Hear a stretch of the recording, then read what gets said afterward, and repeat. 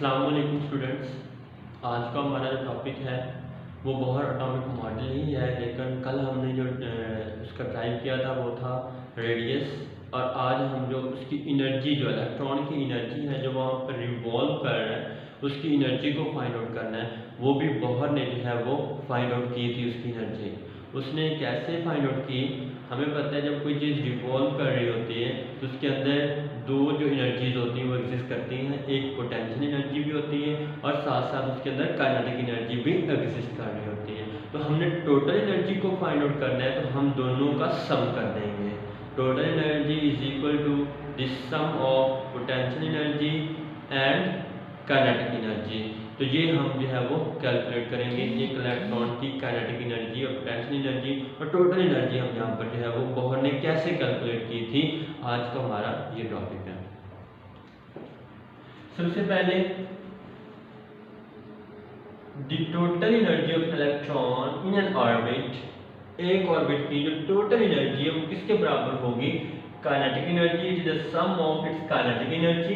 अब kinetic energy क्या चीज है? ड्यू टू इट्स मोशन, जो मोशन के दौरान क्रिएट होती है, पैदा होती है, उसे हम कहते हैं kinetic energy. And potential energy due to electrostatic interaction with the nucleus, जो न्यूक्लियस है उस इलेक्ट्रॉन को अट्रैक्ट कर रहा है अपनी तरफ, उस अट्रैक्शन के दौरान जो वहां पर एनर्जी प्रोड्यूस हो रही होती है उसे हम कहते हैं पोटेंशियल एनर्जी। और जब कोई इलेक्ट्रॉन वहां पर रिवॉल्व कर रहा होता है तो उसे हम कहते हैं काइनेटिक एनर्जी। तो टोटल एनर्जी हमारे पास क्या आ जाएगी? E is equal to kinetic energy plus potential energy. अब पहले हम काइनेटिक एनर्जी को फाइंड आउट कर लेते हैं, फिर हम पोटेंशियल एनर्जी को फाइंड आउट कर लेंगे। अब आप पे डिपेंड है, चाहे आप काइनेटिक एनर्जी को पहले ड्राइव कर लें या आप पोटेंशियल एनर्जी को पहले लिख लें, क्योंकि हमने दोनों की वैल्यूज इसके अंदर पुट कर देनी। दोनों की वैल्यूज हमारे पास होंगी अट्रैक्शन के, न्यूक्लियस कितना इलेक्ट्रॉन को अट्रैक्ट कर रहा है वो, और काइनेटिक एनर्जी वो उसकी रिवॉल्वेशन कितनी है, वो कितनी मोशन से जो है वो मूव कर रहा है। अगर हमारे पास दोनों आ जाती एनर्जी तो हम टोटल एनर्जी को फाइंड आउट कर सकते हैं। तो सबसे पहले मैंने यहाँ पर काइनेटिक एनर्जी को जो है वो फाइंड आउट किया हुआ है। Kinetic energy is given by, हमें पता है, हम बार बार ये फार्मूला पढ़ते आ रहे हैं, K is equal to 1/2 mv square, half mv square हमारे पास जो है काइनेटिक एनर्जी का रिलेशन है। अब इसके बाद ये है वेलोसिटी, और वेलोसिटी का कल हमने एक रिलेशन निकाला था, वो हमारे पास रिलेशन ये है v square is equal to, जब आपको रेडियस पढ़ाया गया था, वो ड्राइव किया गया था, वहां पर आपने वेलोसिटी को जो है वो भी फाइंड आउट किया था। तो v square is equal to ZE square over 4 pi f, यहाँ पर एब्सोल्यूट वैक्यूम परमिटिविटी Rm। अब यहाँ पर ये सारी वैल्यू जो है ये मैं v स्क्वायर के साथ जाकर क्या कर दूंगा, पुट कर दूंगा। Kinetic energy is equal to 1/2 m z, ये आ जाएगा, m से कैंसिल हो जाएगा, बाकी हमारे पास K is equal to ZE square 8 pi vacuum permittivity over, यहाँ पर हमारे पास R आ जाएगा। ये जो वैल्यू यहाँ पर है ये काइनेटिक एनर्जी की है। सेकंड हम निकालते हैं यहाँ पर पोटेंशियल एनर्जी। अब पोटेंशियल एनर्जी किसके बराबर होता है? It is a work done. अब वर्क डन का हमें पता है वर्क किसके बराबर होता है? Force multiply by distance. हमें ये पता है कि अगर फोर्स होगी और डिस्टेंस होगा तो तब भी हमारे पास वर्क डन होगा। अगर हम फोर्स लगा रहे हैं, डिस्टेंस नहीं हो रहा, तो वो वर्क के बराबर नहीं होगा, वो पोटेंशियल एनर्जी के बराबर नहीं होगा। और हमें पता है अगर मैं ये बोर्ड मार्कर उठाकर ऐसे खड़ा रहूं और कोई डिस्टेंस ना करूं तो ये मेरे पास कोई वर्क नहीं होगा। हाँ, ये बोर्ड मार्कर उठाकर अगर मैं वर्क करता हूं, चलता हूं, तो ये मेरे पास क्या होगा? ये वर्क डन होगा। तो ये हमारे पास पोटेंशियल एनर्जी होगी। Work done is equal to force multiply by distance. Force का भी और डिस्टेंस का दोनों का होना जरूरी है। अब यहाँ पर इलेक्ट्रोस्टैटिक फोर्स और टेंशन बिटवीन द, यहाँ पर हमारे पास जो न्यूक्लियस के अंदर जो कूलम्ब ने जो फोर्स यहाँ पर निकाली थी, जो बोहर ने फोर्स निकाली थी, वो कौन सी थी? F इज इक्वल टू, जो कल रिलेशन मैंने आपको पढ़ाया था, F is equal to ZE square और 4 pi epsilon naught R square. R यहाँ पर डिस्टेंस है, Z ये चार्जेस है यहाँ पर, तो ये कांस्टेंट है। इसके बाद डिस्टेंस क्या चीज है? Electron moves through small distance. Electron small distance के थ्रू जो है वो मूव कर रहा है। यहाँ पर देखिएगा कि ये हमारे पास है न्यूक्लियस और ये इसका ऑर्बिट है, और ये इलेक्ट्रॉन जो है वो रिवॉल्व कर रहा है, तो स्मॉल डिस्टेंस हमें पता है डी आर तो हम लेते हैं डिस्टेंस है, और लेकिन यहाँ पर क्या हो जाएगा, जो स्मॉल डिस्टेंस होगा, वेरी स्मॉल डिस्टेंस, उसे हम डी आर से यहाँ पर जो है वो फाइंड आउट करते हैं। तो ये हमारे पास क्या चीज आ जाएगी, डी या R equal to D R, small distance को ये रिप्रेजेंट करेगा। हम क्या करेंगे, इन दोनों वैल्यूज को यहाँ पर पुट कर देंगे। हमारे पास फोर्स भी आ चुकी है और उसके साथ साथ उसका डिस्टेंस भी आ चुका है कि फोर्स कितनी लगा रहा है वो उस न्यूक्लियस इलेक्ट्रॉन के ऊपर, और उसके स्मॉल डिस्टेंस कितना है यहाँ पर। तो work done is equal to z square 4 pi epsilon naught r square, ये हमारे पास इसकी फोर्स थी, मल्टीप्लाई बाय dr, ये डिस्टेंस था, ये स्मॉल डिस्टेंस। अब work done is equal to potential energy, potential energy is equal to z square और 4 pi epsilon naught r square multiply by dr। अब हमने यहाँ पर स्मॉल डिस्टेंस को लिया हुआ है, तो जब भी हम स्मॉल डिस्टेंस की बात करते हैं तो वहां पर हम इंटीग्रेशन को अप्लाई करते हैं। जहां पर स्मॉल डिस्टेंस आएगा हम इंटीग्रेशन वहां पर अप्लाई करेंगे। इंटीग्रेशन हमें उसकी एक्यूरेट वैल्यू बता देगा, एक्यूरेट वैल्यू निकालकर हम हमारे सामने जो है वो रख देगा। अगर हम इंटीग्रेशन अप्लाई नहीं करेंगे तो स्मॉल डिस्टेंस की हमारे पास वैल्यू नहीं आएगी। तो इंटीग्रेशन का यहाँ पर लेने का मकसद यही था कि स्मॉल डिस्टेंस को मेजरमेंट करने के लिए हम इंटीग्रेशन का यहाँ पर जो है वो अप्लाई करते हैं। तो ये हमारे पास यहाँ पर जो है इंटीग्रेशन हम अप्लाई करेंगे। जैसे ही हम इंटीग्रेशन अप्लाई करेंगे, क्योंकि r था हमारे पास, डिस्टेंस था हमारे पास उसका, और डिस्टेंस के साथ साथ उसकी इंफिनिटी है, 1 ऑर्बिट है, 2 ऑर्बिट है, 3 ऑर्बिट है, 4 ऑर्बिट है, इसी तरह ये ऑर्बिट है, उसकी इंफिनिटी है। तो इंफिनिटी के लिए हम r से इंफिनिटी तक जाएंगे। तो ये हमारे पास था। और पोटेंशियल एनर्जी, इसमें कांस्टेंट क्या चीज है हमें पता है। जब हम इंटीग्रेशन को अप्लाई कर लेते हैं तो उसमें जो कांस्टेंट वैल्यू होती है वो हम बाहर निकाल लेते हैं। तो z E square over 4 pi epsilon not, ये क्या चीज थी, कांस्टेंट वैल्यू थी, ये हमने बाहर निकाल ली। अब r over r infinity is equal to यहाँ पर हमारे पास 1 ओवर r स्क्वायर, ये क्या चीज है। अब इसका हम इंटीग्रेशन यहाँ पर पहले हम लिमिट अप्लाई करेंगे। अब यहाँ पर लिमिट अगर हम अप्लाई करते हैं तो अप्लाइंग पावर रूल, इसके ऊपर हम पावर रूल लगाएंगे।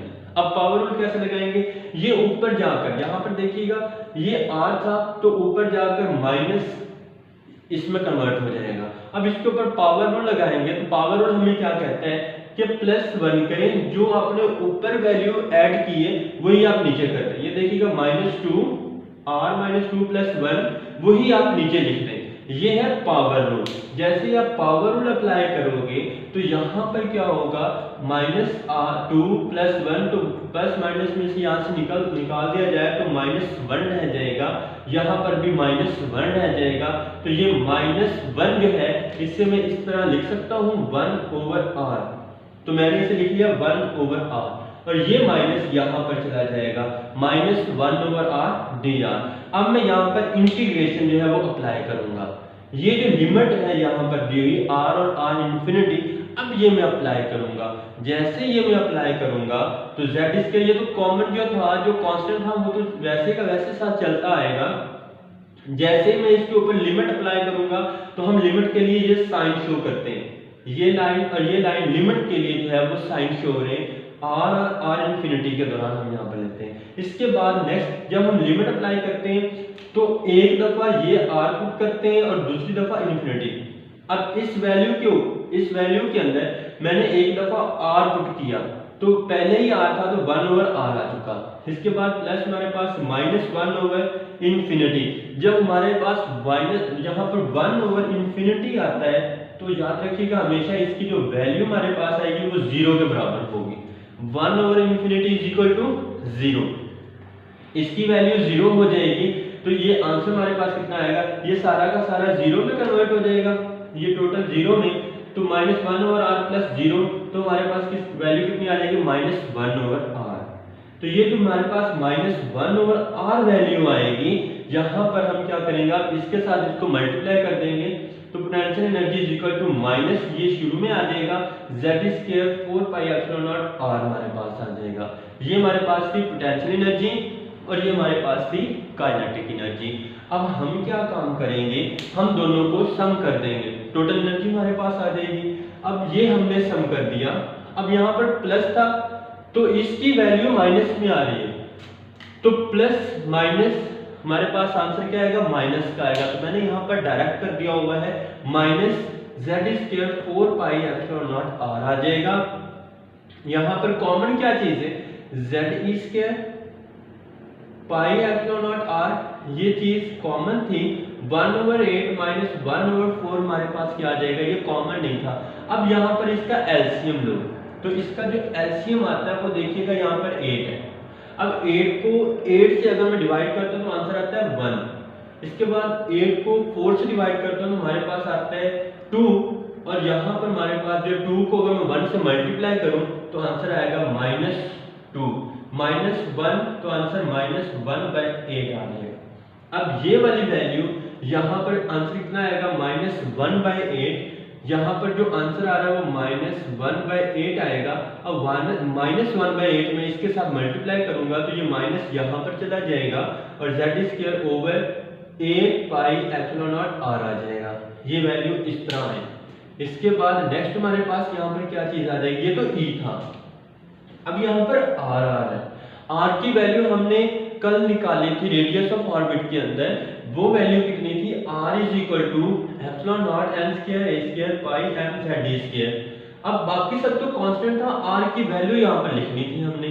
अब r की वैल्यू यहाँ पर मैंने पुट की, जैसे यहाँ पर मैंने r की वैल्यू इस इक्वेशन के अंदर पुट की तो यहाँ पर हमारे पास क्या आ जाएगा, ये जो इक्वेशन हमारे पास होगी ये r की वैल्यू ऊपर चली जाएगी, ये सभी वैल्यू ऊपर चली जाएगी, ये नीचे ही रहेगी। तो मैंने यहाँ पर वैसे ही किया। अब जो चीज यहाँ से कट होती है वो कट कर दे, ये भी कट हो गया, ये भी पाई भी कट हो गया, बाकी सारी वैल्यू मैंने यहाँ पे लिख दी m z² और e/8। ये वैक्यूम परमिटिविटी स्क्वायर में चेंज हो जाएगा n² a²। ये आपके पास n ऑर्बिटल है, n ऑर्बिट, यहाँ पे 1 ऑर्बिट भी हो सकता है, n ऑर्बिट भी हो सकता है, इंफिनिटी भी हो सकता है। अगर इंफिनिटी आएगा तो e इंफिनिटी लिखा जाएगा यहाँ पर। दोनों आप यहाँ पर तीनों तरह से आप यहाँ पर कर सकते हो। इसके बाद नेक्स्ट हमारे पास यहाँ पर क्या आ जाता है, putting the value of m e, यहाँ पे वैक्यूम परमिटिविटी h इज, इन सभी की जो वैल्यू, क्योंकि ये कांस्टेंट है और इन सभी की जो वैल्यू हमारे पास आ रही है वो है 2.18 मल्टीप्लाई 10⁻⁸। ये माइनस जो आ रहा है ये साथ चलता आएगा, ये वाला माइनस, ये माइनस, ये साथ जो माइनस चलता आ रहा है ये माइनस तो वो होगा, और इसकी वैल्यू ये सब की सब हो जाएगी। और इसमें z² और n² जो, ये देखिएगा z² और n² यहाँ पर आ जाएगा, z² n² जूल।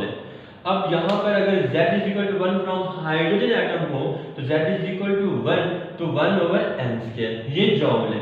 जूल के अंदर हम एटम को नहीं लेते बल्कि हम किस में लेते हैं, हम उसको मोल के अंदर कन्वर्ट करते हैं। अब मोल के अंदर कन्वर्ट करने के लिए हम क्या काम करेंगे, उसी मल्टीप्लाई n करेंगे।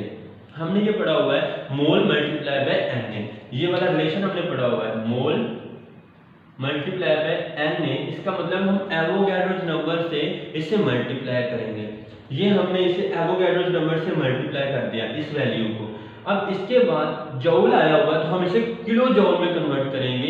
अब यहाँ पर किलो जूल में कन्वर्ट करने के लिए हम इसे 1000 से डिवाइड कर देंगे। ये 1000 से डिवाइड हो जाएगा तो इस सभी की जो वैल्यू हमारे पास आएगी वो है 1313.31। और नीचे देखिएगा यहाँ पर n² था तो ये यहाँ पर n² आ जाएगा किलो जूल पर मोल। ये एनर्जी की वैल्यू आप यहाँ पर निकाल सकते हो। यहाँ पर अगर आपने n1 निकालना हो कि एक ऑर्बिट, पहले ऑर्बिट की एनर्जी कितनी है E1, तो ये आप यहाँ पर बता सकते हो E1 जो है वो -1331 किलो जूल है।